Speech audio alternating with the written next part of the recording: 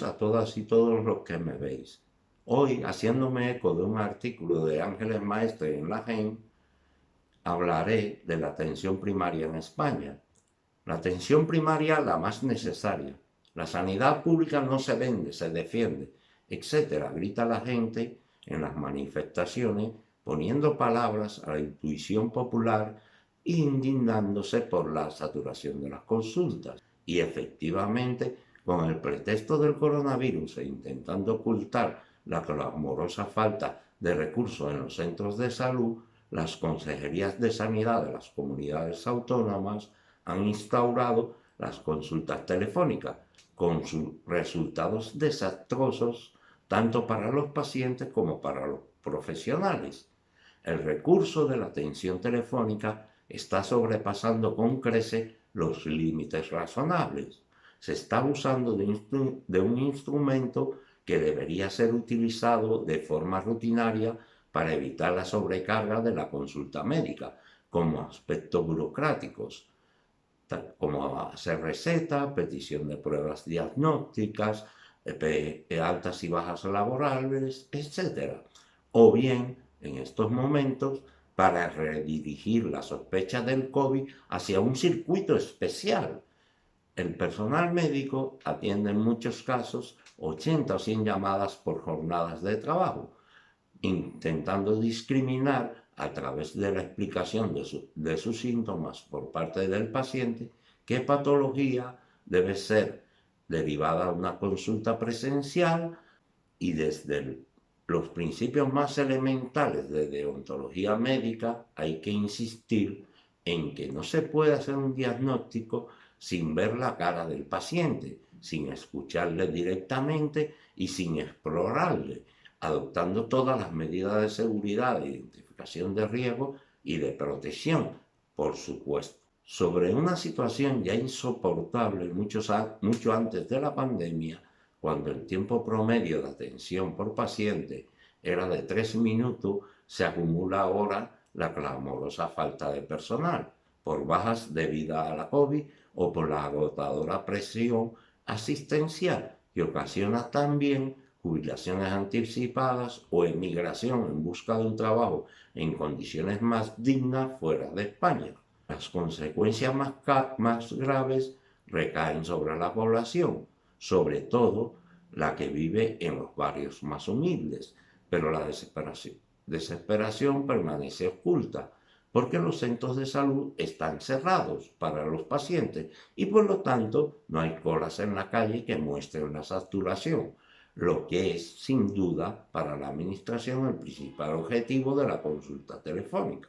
Sumemos a esto que muchos altos cargos de las administraciones que toman decisiones sobre sanidad pública a todos los niveles disfrutan de coberturas sanitarias privadas y muchos en toda su vida no han usado la sanidad pública nunca, lo que en mi opinión les aleja de las realidades que padece el sistema público de sanidad español, por lo que las decisiones que tomarán no están basadas en realidades vividas por ellos mismos o por alguna familiar cercana. Debemos recordar que cuando nos repitieron una y otra vez que habíamos vivido por encima de nuestras posibilidades, nunca imaginamos que la factura iba a ser tan alta, tan dolorosa, ni tan mal repartida.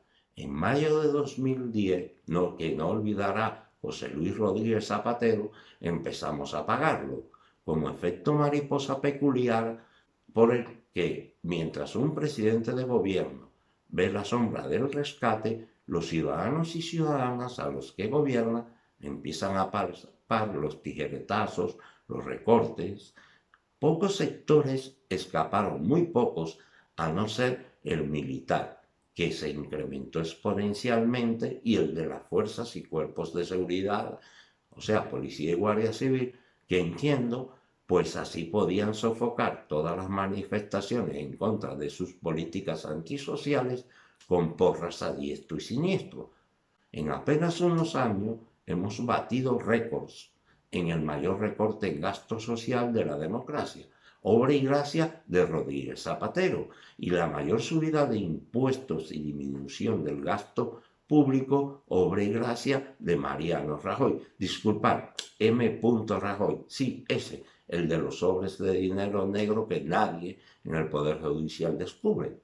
La reforma constitucional española de 2011 modificó el artículo 135 de la Constitución, estableciendo en el texto el concepto de estabilidad presupuestaria y que el pago de la deuda pública fuese lo primero a pagar frente a cualquier otro gasto del Estado en los presupuestos generales, sin enmienda o modificación posible. La entrada en vigor de parte del artículo se demoró hasta 2020, o sea, este año de la pandemia. Con el cambio del 135, PSOE y PP sacrificaron el pacto constitucional para blindar los mercados, esos que nadie vota, democracia, de manera express y sin referéndum. Este pacto PP-PSOE y el malestar de la oposición hicieron que se rompiera el consenso constitucional de la transición e incumpliendo la propia Constitución española, que en su artículo 167 dice, inciso 1, los proyectos de reforma constitucional deberán ser aprobados por la mayoría de 3/5 de cada una de las cámaras, o sea, el Congreso y el Senado. Si no hubiera acuerdo entre ambas, se intentará obtenerlo mediante la creación de una comisión de composición paritaria de diputados, diputadas y senadores y senadoras, que presentará un texto que será votado por el Congreso y el Senado. En su inciso 2 dice, de no lograrse la aprobación mediante el procedimiento del apartado anterior y siempre que el texto hubiese obtenido el voto favorable de la mayoría absoluta del Senado, el Congreso, por mayoría de 2/3, podrá ser aprobada. Ahora, el importante es el inciso 3. Aprobada la reforma por las Cortes Generales, o sea, en el Congreso y en el Senado, será sometida a referéndum para su ratificación, cuando así lo soliciten dentro de los 15 días siguientes a su aprobación, una 10ª parte de los miembros de cualquiera de las cámaras. Pero los partidos que estaban en contra, en vez de solicitar esto, ¿qué hicieron? Se retiraron de las votaciones. Un gran favor hicieron a PP y a PSOE en el cambio del artículo 135, adoptando esta posición. La modificación en agosto del artículo 135 de la Constitución de manera express, sin referéndum, recordemos, sin referéndum y por un acuerdo del bipartidismo, vino a cristalizar una idea que recorría las plazas de Mayo, recordemos el 15M, soldó las siglas PP-PSOE. 7 años después, España ya no es presa de la recesión y a nadie le preocupa la prima de riesgo. Sin embargo, la austeridad permanece blindada en la Constitución. De estas decisiones, estos lodos que arrastramos en este momento de pandemia global, las líneas de masificados centros de salud están colapsadas. La gente que necesita atención médica pasa muchas horas y hasta días esperando que alguien responda al teléfono. Cuando se consigue, se pasa a engrosar la lista de espera, que con frecuencia es superior a una semana. Algunos casos están saltando a los medios de comunicación, diagnósticos de enfermedades graves e incluso mortales, cuando el proceso está ya muy avanzado y el tratamiento es ya inútil o mucho menos eficaz, o bien se da tratamiento puntual a síntomas aparentemente menores cuando en realidad responden a enfermedades graves que necesitan tratamiento urgente. Es en un escenario de shock como el de la presente pandemia, en el que varias consejerías de sanidad tomaron la aberrante decisión de cerrar los centros de salud para llevar a su personal a reforzar los hospitales, y cuando miles de profesionales se enfermaban y en algunos casos falleciendo por COVID-19, el establecimiento de una muralla física entre personal sanitario y paciente se vivió como un alivio. Durante los meses de marzo, abril y buena parte de mayo hubo una enorme escasez de equipos de protección individual y hasta faltaban mascarillas.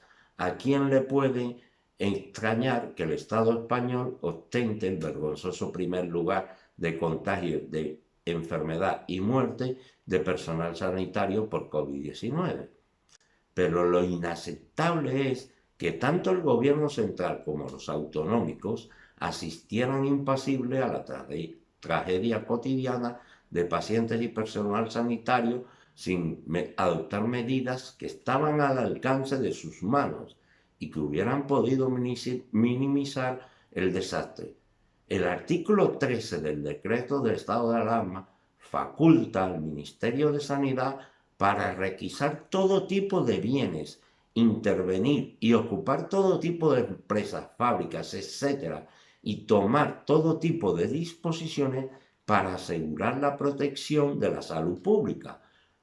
Además, la Constitución española también faculta al Estado, como expondré a continuación, a tomar medidas que ayudarían a solventar problemas de desabastecimiento o falta de instalaciones.